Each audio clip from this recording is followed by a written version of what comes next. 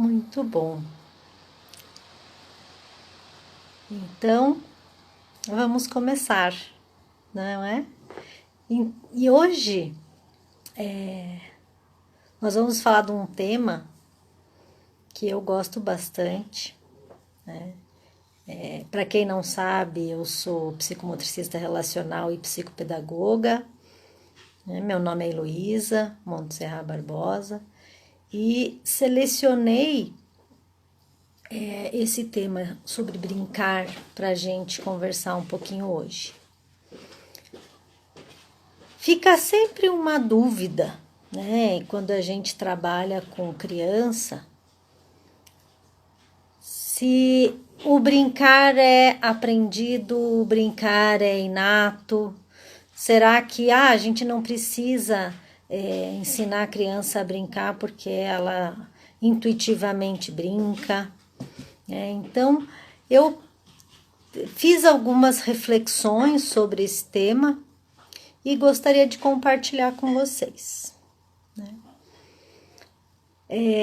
Quando a criança nasce, ela vive uma relação muito próxima à mãe, né? Ou quem faz a função materna, né? Muito próxima dessa pessoa. Essa pessoa alimenta essa criança e vai formando, né? Vão construindo essa relação vincular. Que no meu ponto de vista é o primeiro passo para aprender qualquer coisa, qualquer que seja a aprendizagem. Né? No caso, nós estamos falando aqui desse brincar. Né? A criança, ela, em alguns momentos, ela pode, nesse primeiro estágio de vida, né, ela pode, enquanto está mamando, por exemplo, mexer no cabelo da mãe, fazer carinho, né, meio que desenhar, né? Eu estava assistindo a Alicia Fernandes falar esses dias, ela falou que quando a criança mama e faz essa carícia no rosto da mãe, ela está desenhando, né? Então, a primeira noção de escrita da criança, né? Então, ela vai mexendo no cabelo, mexendo no colar, mexendo no brinco, às vezes quando é muito comprido. E nós, adultos, vamos dando as referências. Então, ela vai buscar aquele movimento corporal e nós damos o significado para esse movimento. Né? Ah, você está brincando com a mamãe. Ah, você está mexendo no colar da mamãe. E aí a gente vai promovendo com que a criança entenda os símbolos, entenda os significados. Né?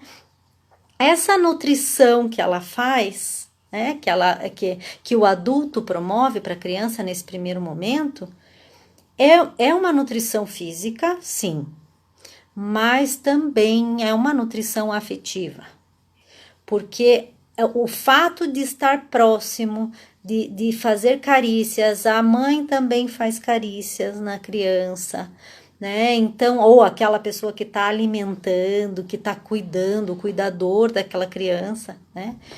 E eu penso assim também, que essa relação de afeto, né, essa relação vincular, ela é importante também para que a criança se aproprie, né, das questões que ela ainda não sabe que ela vai aprender, mas ela precisa ter um porto seguro, um vínculo bem construído para que ela consiga aprender. No nosso caso aqui, a gente está falando de aprender a brincar. Então, quando a criança faz esse movimento que parece que ela está brincando, né? Quando ela está mexendo na roupa, enfim, a gente que vai dando esse significado. Então, ela não pensa, vou brincar. Apesar de que a gente pensa em criança e a brincadeira, ela já vem, esse pensamento vem já, né? Que a criança, ela brinca. Mas será que existem crianças que não sabem brincar? ou que não aprenderam a brincar. Porque se existem crianças no meu dia, eu percebo em alguns momentos crianças que não conseguem brincar. Então, se fosse inato, se nós nascêssemos brincando, a gente não precisaria do outro para aprender a brincar. Então, cada vez mais eu fico convencida, né, pelos meus estudos, por tudo que eu leio, pelas reuniões que eu participo, pelos congressos que eu vou, pelas todas as simpósios, enfim, que o brincar é aprendido, né? E é aprendido lá quando se eu receber alimentação, né? Enquanto bebê, eu só recebo alimentação. Alguém me alimenta fisicamente. Sem esse alimento afetivo, sem esse alimento vincular, eu vou crescer, posso até ser saudável, né, corporalmente, mas o vínculo vai se perder. Né? Então, para que a gente consiga promover essa aprendizagem, nesse caso hoje do brincar, porque no meu ponto de vista é qualquer aprendizagem, essa relação vincular precisa estar bem consolidada, né? Tudo que nós vamos aprender passa por 3 fases importantes. E eu não sei se eu já cheguei a falar sobre isso aqui em alguma live, mas esses 3 passos que eu considero importantes são trazidos para nós pelo Visca, né, que trouxe de Pichon, né, de Henrique Pichon Rivière. Jorge Visca trouxe do Pichon, que são a confusão, a dissociação e a integração. Então, qualquer coisa que nós formos aprender, nós vamos passar por esses 3 estágios, né? Então, quando vem uma aprendizagem nova para mim, eu olho aquilo e falo, não, mas está confuso, eu não sei por onde começar, eu não faço ideia o que acontece aqui, e fica aquela confusão. Aí eu vou, não, mas olha, veja bem, tem isso aqui, e eu separo.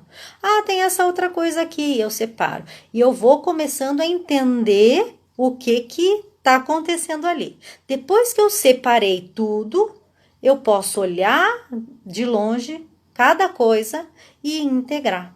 Né? Então, todo e qualquer processo de aprender, no meu entender, né? E o Jorge Visca traz isso por meio do Pichon, que precisa da confusão, precisa da dissociação e precisa da integração. Se a gente fica ali envolvido num só desses 3 estágios, a gente precisa de alguém para nos ajudar a sair e para o próximo estágio. Quando a gente integra, vem uma nova confusão, uma nova dissociação e uma nova integração. Então, para começar a falar de aprender, eu penso ser importante falar um pouquinho disso. A Michele faz uma pergunta aqui, será que não é falta de estímulo? Será que não é falta de estímulo-resposta? Criança não associa quando não tem espelho para seguir.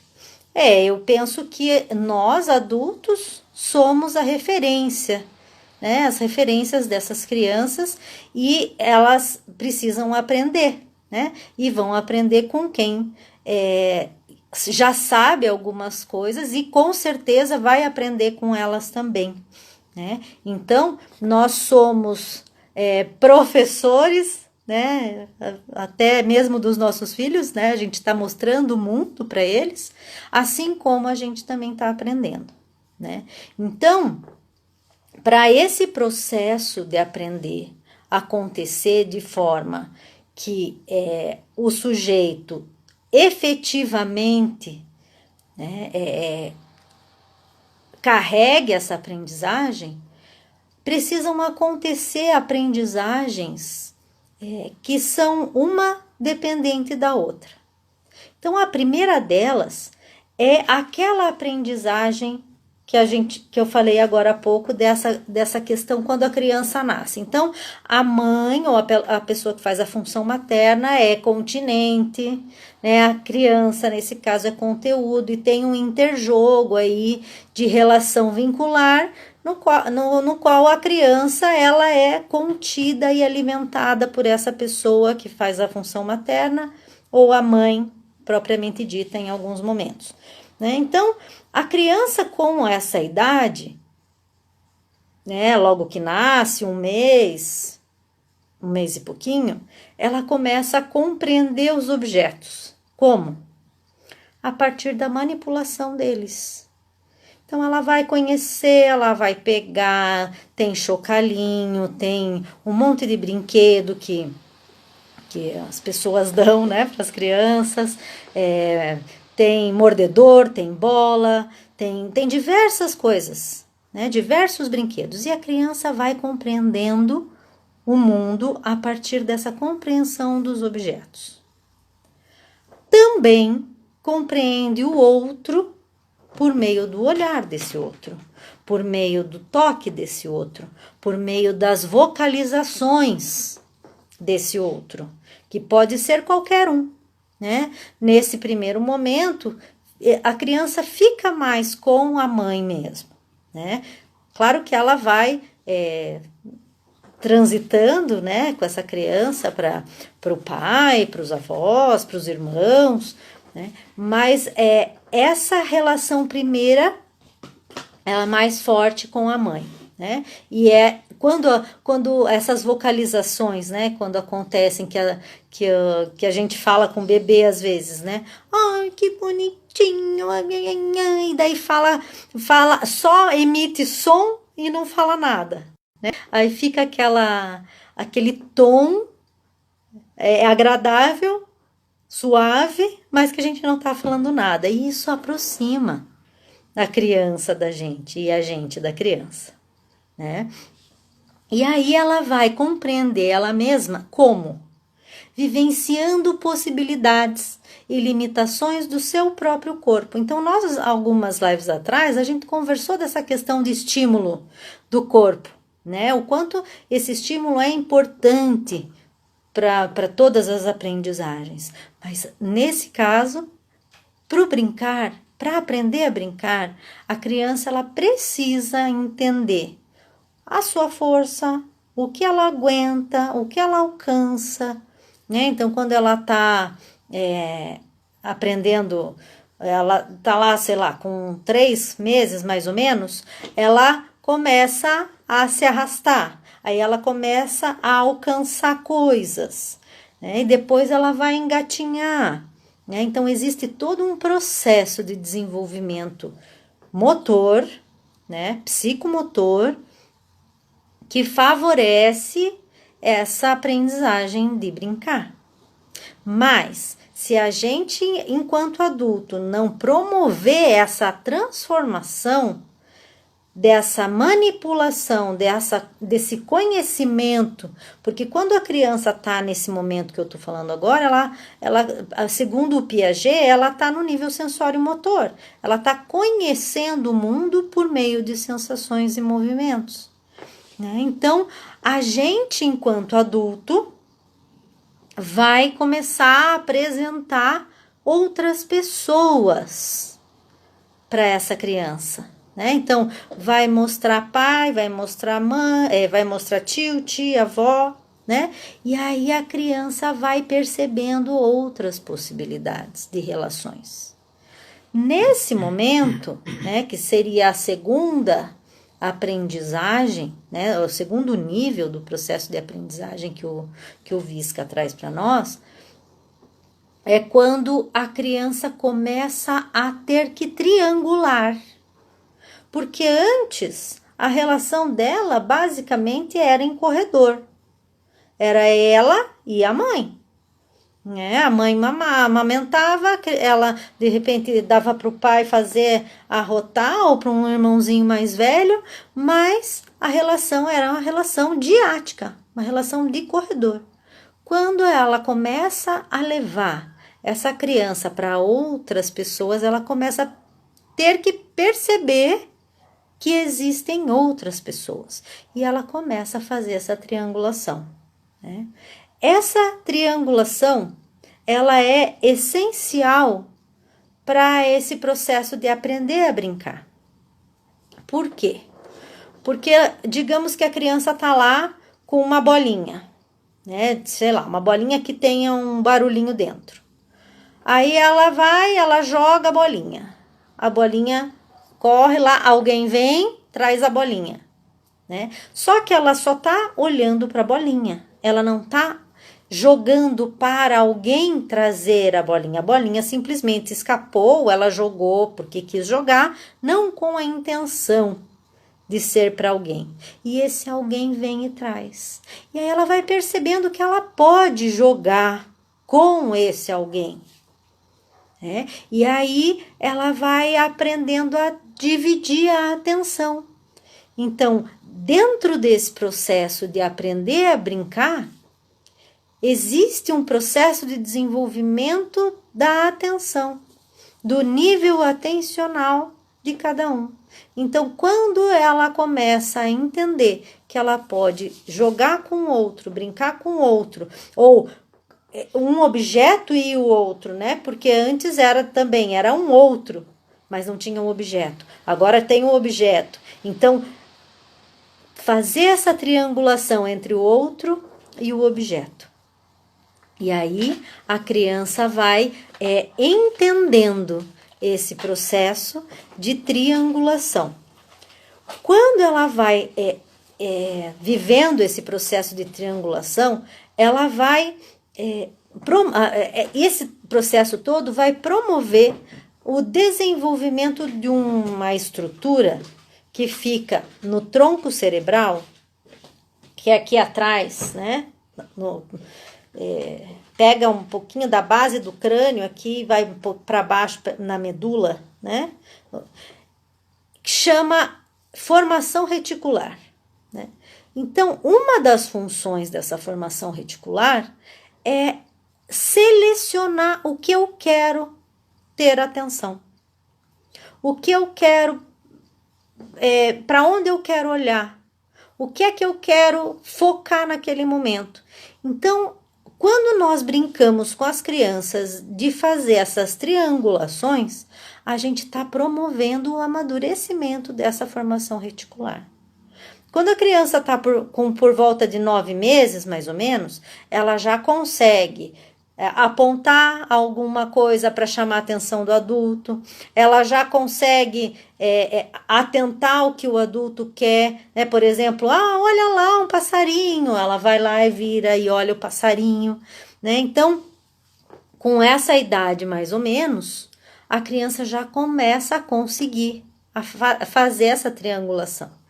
E acontece assim, quando a criança vai para a escola, né? Digamos que lá tem que ir para a escola, tá com seus 9 meses, digamos.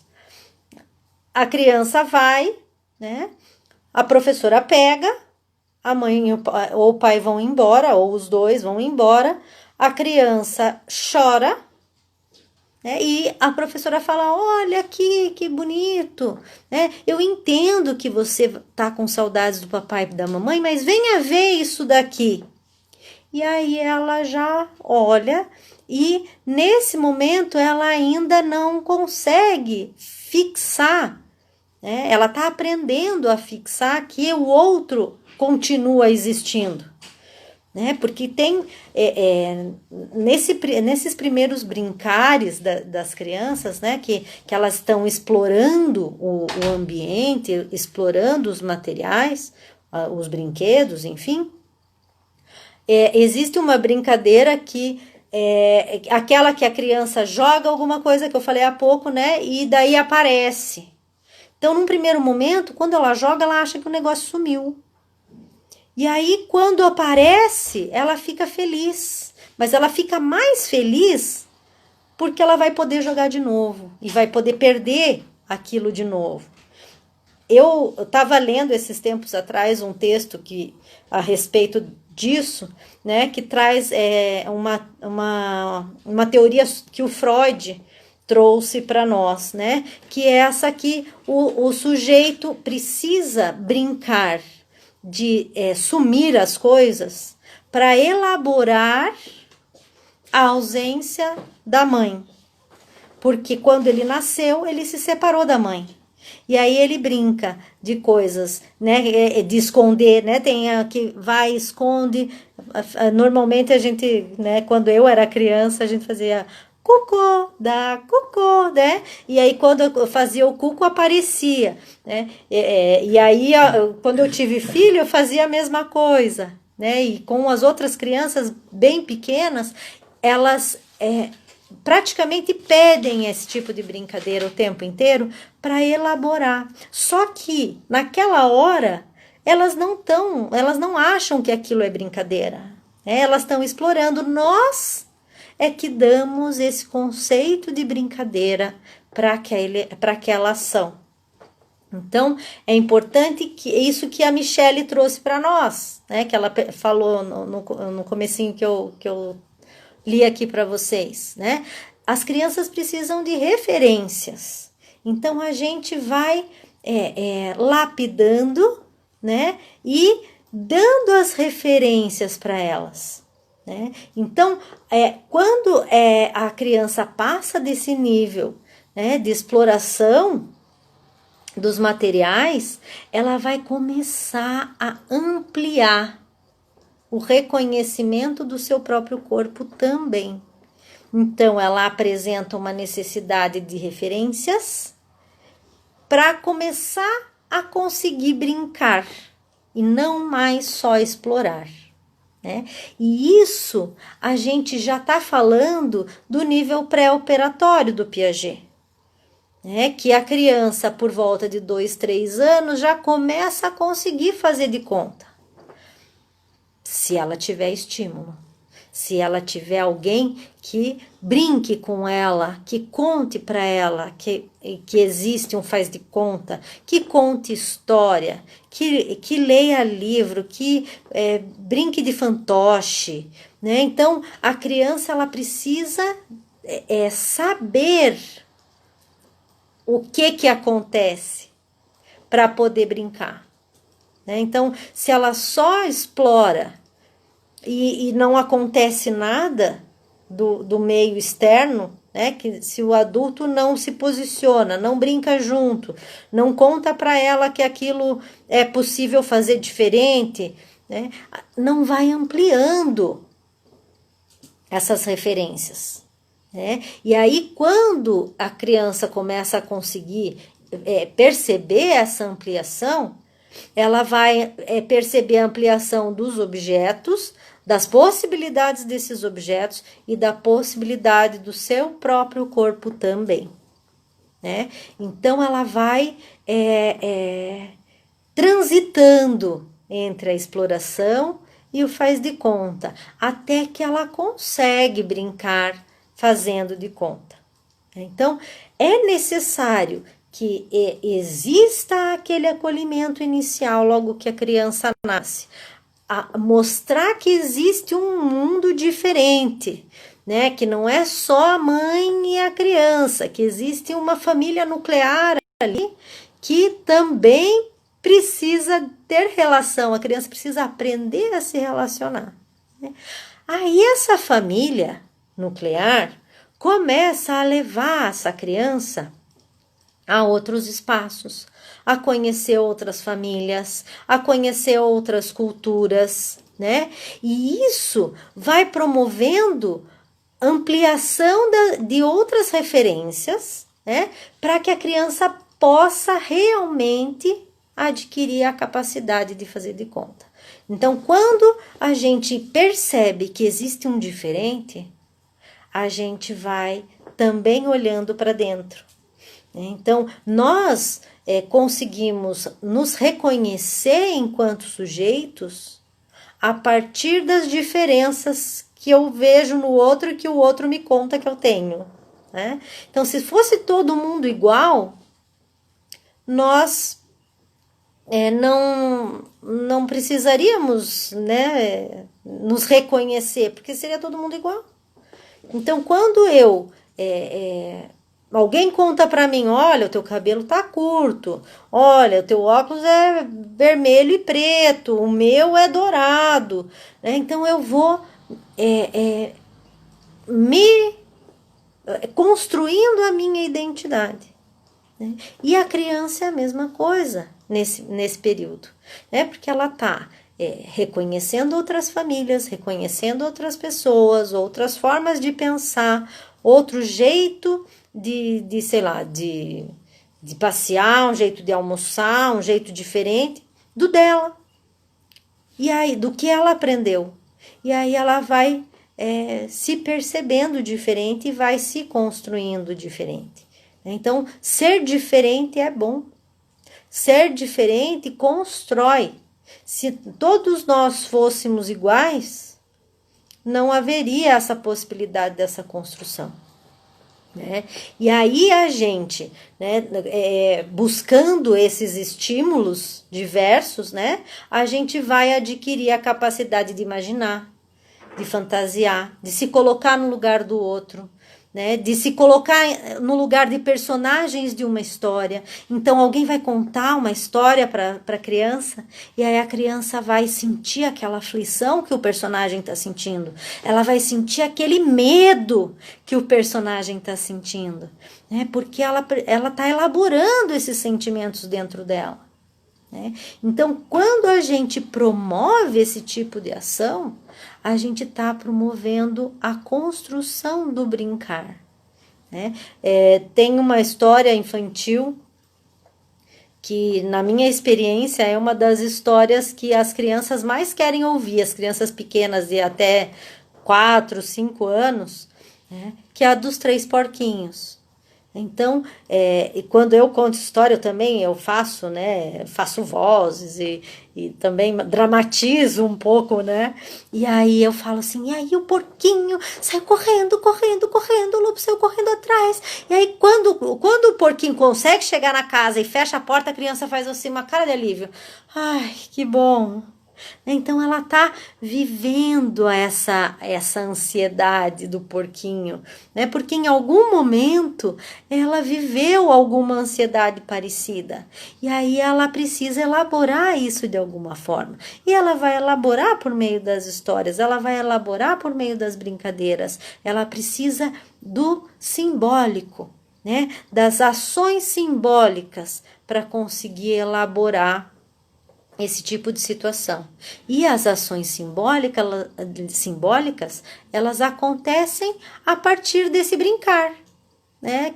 Seja com história, seja com a brincadeira propriamente dita, seja com arte, né? Brincadeira e arte dentro desse ponto de vista estão muito ligadas, né? Porque tanto a brincadeira quanto a arte trabalham com o imaginário.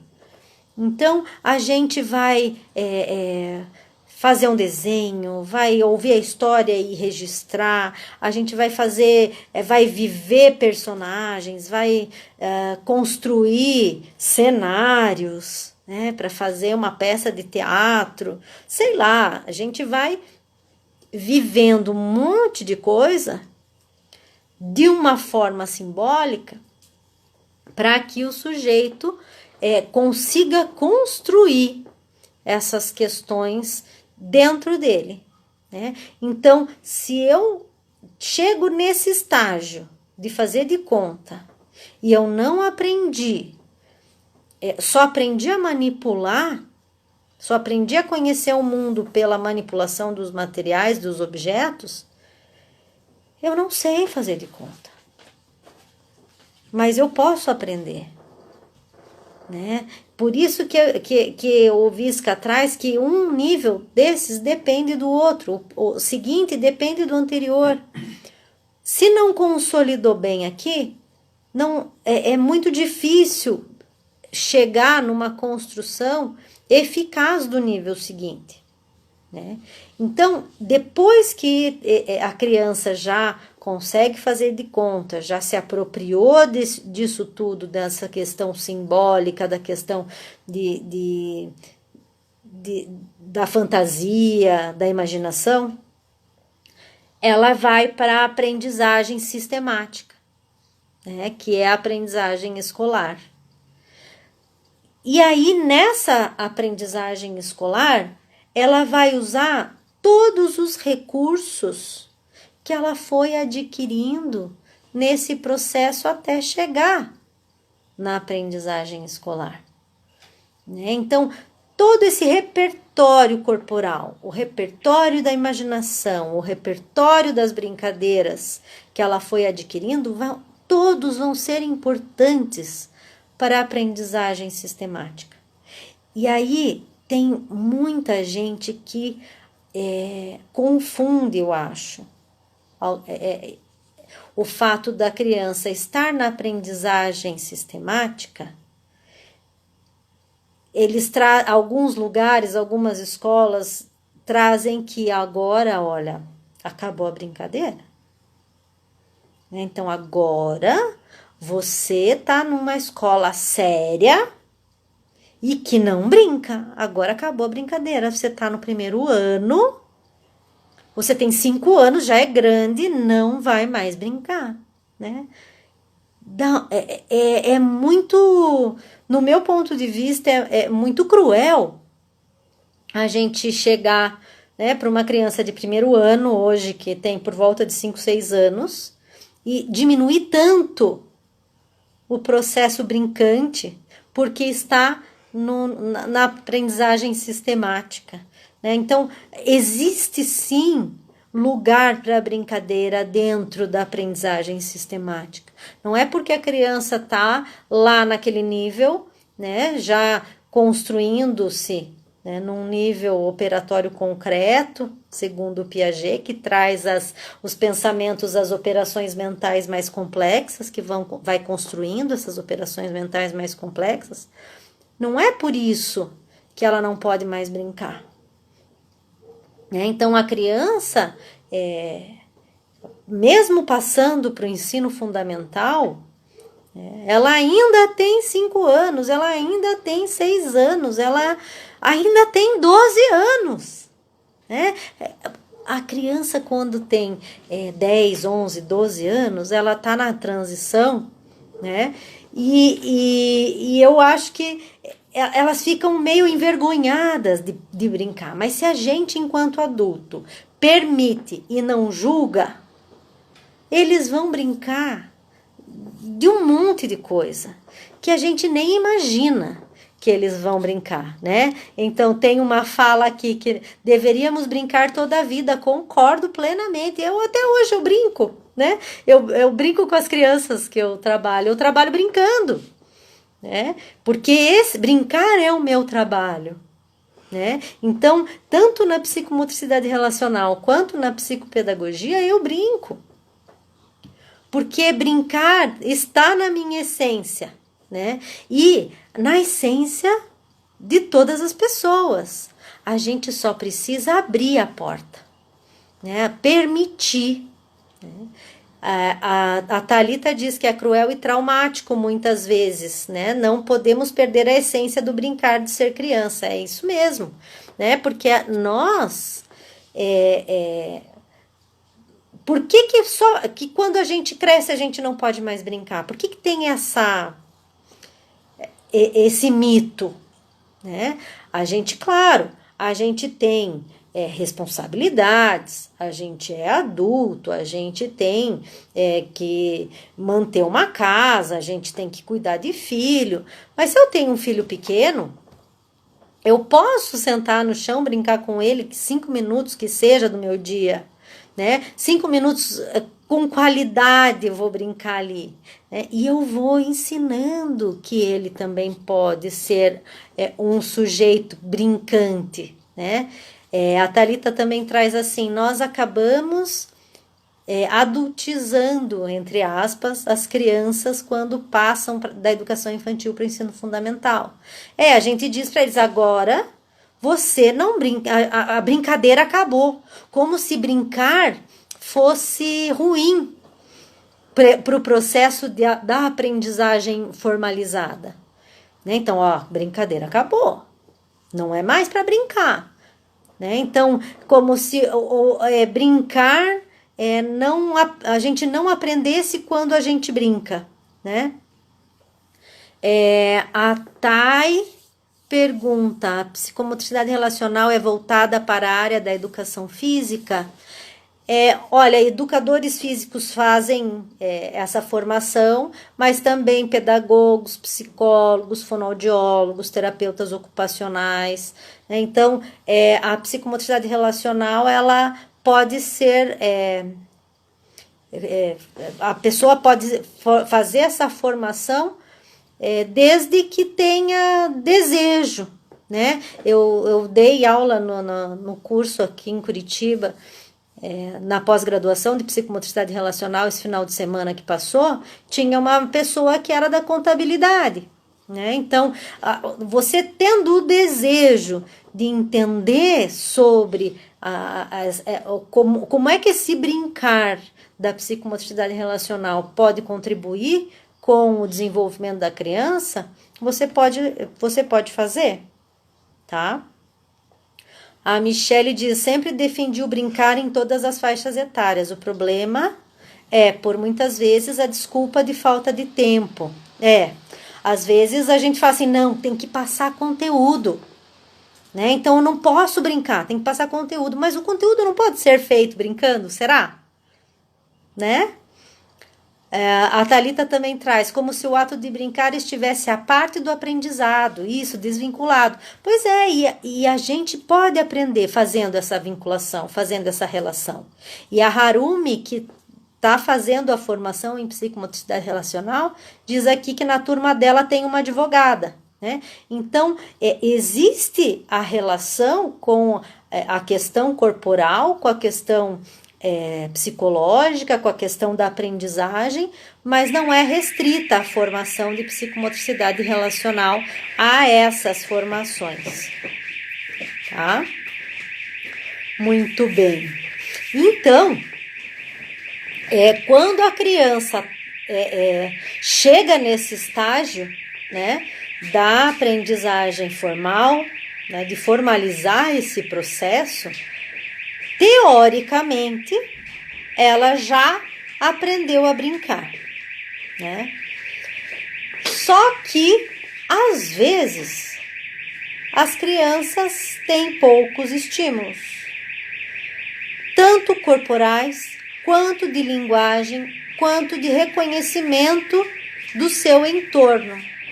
E aí, elas, quando isso acontece nas primeiras 3 fases desse aprendizado, né, dessa aprendizagem, a fase vincular, a fase de você começar a apresentar o sujeito para o mundo, a fase de você começar a apresentar para outras comunidades, quando essa precariedade de estímulo acontece, principalmente nessas fases, a criança ela pode apresentar algumas características que, por exemplo, ela quer ficar isolada, ela não quer se relacionar, né? Ela prefere ficar sozinha. E aí, o que acontece? Elas são caracterizadas com algum transtorno ou alguma síndrome. Então já já tem esse transtorno. Só que nesse caso, né? Nesse caso que eu tô falando aqui dessa precariedade de estímulo, isso desenvolveu essas características e não necessariamente ela apresenta nesse momento esse transtorno, né? Em alguns casos reestimular, trazer essa estimulação à tona, essas características elas vão se dissipando, né? Vou falar que o que a Thay fala: posso me considerar uma psicomotricista se trabalho nessa área. Não consegui entender, Thay. Depois você escreve de novo aqui que eu não consegui entender o que você quis dizer aqui, né? Então, não estou dizendo que não existem transtornos e que não existem síndromes características, e nem as características dessas síndromes e desses transtornos. Eu estou dizendo que, às vezes, a criança apresenta características de síndromes e de transtornos que ela é diagnosticada com aquela síndrome, com aquele transtorno, que um estímulo, a partir do que ela teve a precariedade, né, nos seus primeiros anos de vida, lá do 0 aos 5, 6 anos, essas características, elas se dissipam. Né? Eu tive algumas experiências enquanto atendimento de psicomotricidade relacional no consultório, que a criança veio para mim, algumas crianças, umas 3 crianças, vieram para mim com diagnosticadas com determinado transtorno, e a partir desse brincar, de aprender a brincar, de aprender a se compreender, a se entender, essas crianças foram saindo desse quadro, né? Às vezes é precariedade de estímulo, às vezes é o transtorno em si ou a síndrome, né? Mas a minha questão aqui é: a gente precisa ficar aberto para perceber se com algum estímulo essa criança muda, que pode não ser aquele diagnóstico, que muitas vezes é um diagnóstico fechado, e que o sujeito não tem a possibilidade de sair daquele lugar, né? A Thalita pergunta se a falta de estímulo pode gerar um transtorno. Depende, né? Pode camuflar um transtorno, né? E dependendo dessa falta de estímulo, até pode gerar. Mas são casos específicos que a gente não pode dizer toda falta de estímulo vai gerar transtorno, né? Mas pode trazer sinais de alguma característica de algum transtorno que, se estimulados, a criança pode sair desse quadro, né? A Michele diz: meu sobrinho foi diagnosticado como autista nível 2 e brinca muito. E eu achava que autistas não brincavam. Brinca no mundinho dele, né? Brincam, né? Só que para trabalhar com autista é diferente. A gente tem que entender, a gente tem que perceber até onde a gente pode ir. A gente tem que ir tateando para ver como que a gente consegue chegar para ter uma intervenção mais eficaz, né? Posso me considerar, a Thay tá falando de novo aqui, posso me considerar uma psicomotricista ou preciso de uma formação além da educação física? Você é educadora física, é isso? Porque se você for da educação física, eu também sou, a gente tem disciplinas de psicomotricidade, né? A gente tem habilitação para trabalhar com a psicomotricidade funcional. Essa é a nossa habilitação. Agora, para a psicomotricidade relacional, precisa fazer essa formação específica, porque a psicomotricidade relacional trabalha com questões internas, questões simbólicas, né? É uma entrada no mundo interno do outro, que essa formação nos auxilia a entender tudo isso e saber intervir, né? Na hora certa, no lugar certo.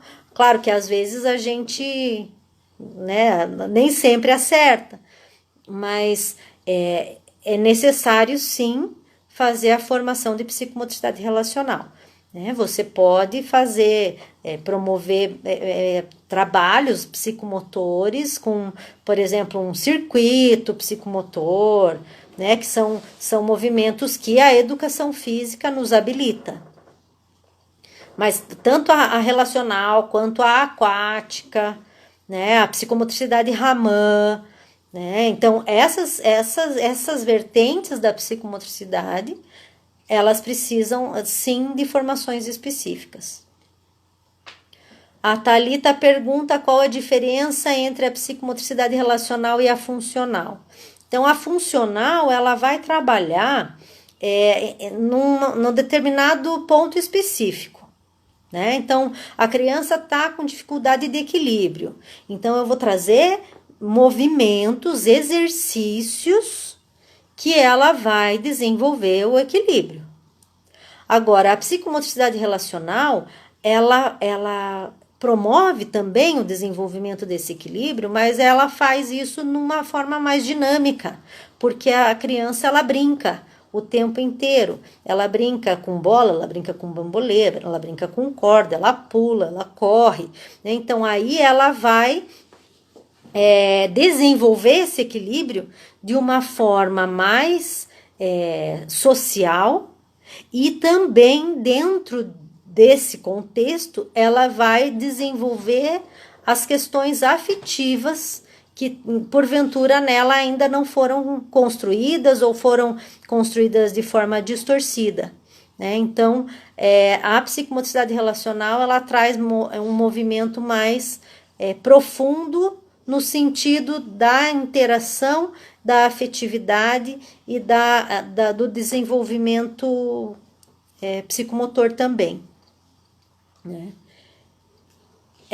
A Haru me perguntou se eu vou voltar nas fases do Pichon. Eu não iria, mas eu posso. Você quer fazer uma pergunta específica? Pode fazer que a gente vê que a gente fala. No caso da pedagogia, trabalhamos com a psicomotricidade relacional? Não. Na pedagogia, a gente vai levar brincadeiras, a gente vai promover a vivência com diversos materiais, mas não é a psicomotricidade. Funcional, você perguntou, desculpe, eu li relacional. Não, também não trabalha com a psicomotricidade funcional. A menos que, porque assim, na pedagogia, o que a gente faz? A ideia é estimular corporalmente, linguisticamente, cognitivamente e afetivamente, né? Então, nós vamos possibilitar diversas questões do movimento, por exemplo. Então, a gente vai correr, a gente vai brincar de pular corda, a gente vai trazer, sim, o desenvolvimento psicomotor, mas de uma forma pedagógica, não de uma forma que um psicomotricista faria. Vocês, enquanto pedagogas, né, eu sei que ela está finalizando o curso de pedagogia, porque foi minha aluna também, né, na faculdade que eu dou aula, mas vocês estão se formando pedagogas e tem alguns requisitos que vocês adquirem dentro do curso que possibilita que vocês possam promover o desenvolvimento psicomotor, mas é por meio de brincadeira, de jogo, né? Não com o intuito do desenvolvimento psicomotor em si, mas com o intuito de desenvolver a questão cognitiva, afetiva, por exemplo, por meio do corpo, né? Deixa eu ver aqui. Como identificar que está na confusão ou que já saiu para o próximo? Só para exemplificar a transição. Então, por exemplo, digamos que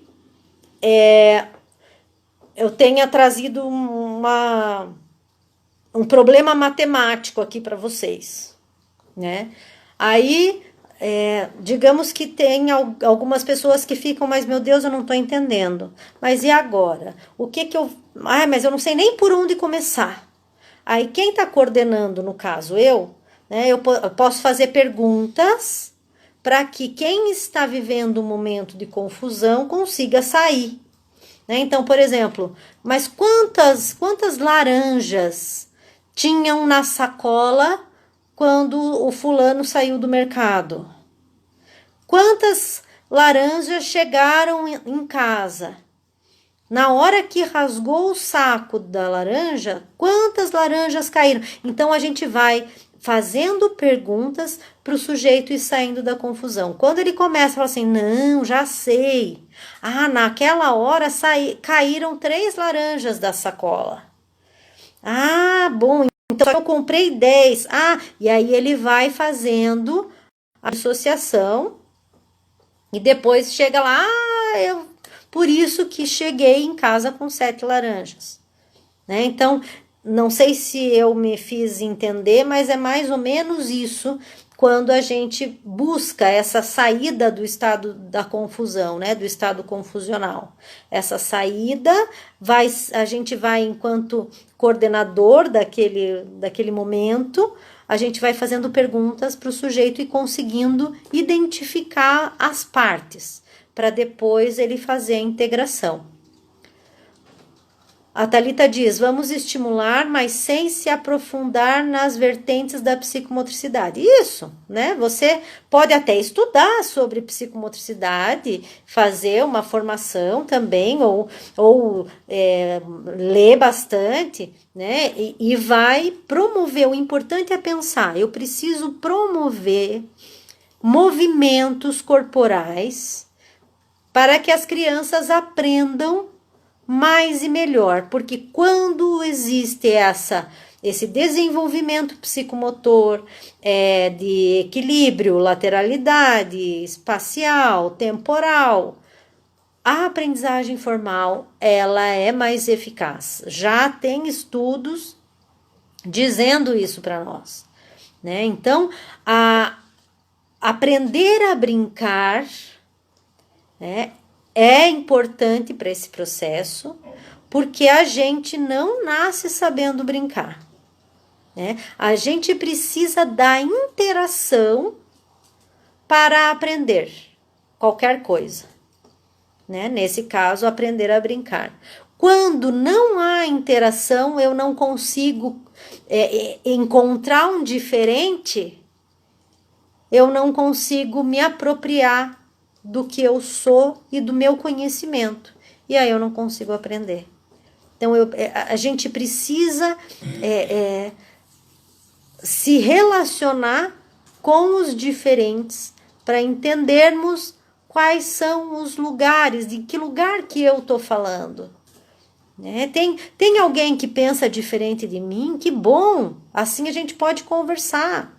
E aí, eu posso mudar minha opinião. Se eu considerar aquela outra opinião importante também, posso mudar. Ninguém é para sempre. Então, até mesmo essa questão de transtorno e de síndrome, né, que aparece muito. Né? Porque ele é hiperativo, ele é autista, ele é síndrome de Down. E cadê a identidade dessa pessoa? Quem é essa criança? Qual é o nome dela? Né? Então, às vezes eu conheço algumas professoras que me falam assim, porque eu tenho 15 alunos e um autista. Tá, mas então você tem 16 alunos. Não, você não está entendendo, eu tenho 15 alunos e um autista. Quer dizer, o autista não é aluno e é um autista, porque não tem identidade. Então, isso são algumas questões que me incomodam um pouquinho, mas que a gente vai conversando, vai encontrando informações, pessoas que pensam parecido, pessoas que pensam diferente, e a gente vai se construindo, porque a gente só se constrói na interação. E principalmente na interação com o diferente.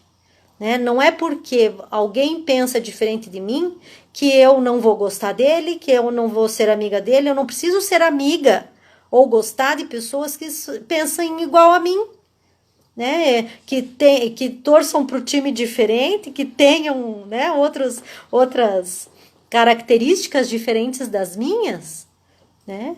Se a gente viver num mundo que todo mundo é igual, que todo mundo pensa igual, a gente não cresce.